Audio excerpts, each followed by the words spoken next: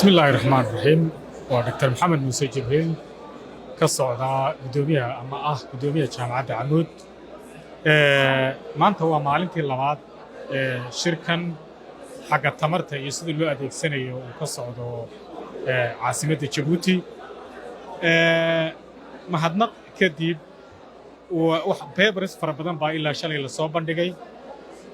jiha quraa la wada haystaa rajada aan rajaynayna waxa weeye inay meeshan ka soo bixi doonto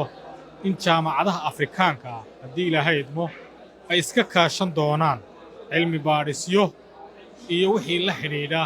oo ay samayn doonaan meel data center datada ah oo laga waxa weeyaan cilmi baadhista laga sameeyo sidii loo sii horumarin lahaa waxa weeye cilmi baadhisyada la xidhiidha xagga tamarta iyo adeegsigooda marka waanu is aragnay madax badan oo jaamacadaha adduunka ah ama madax badan oo jaamacadaha Afrika ka socda waana ballansanaynaa shir gaar ah qabsano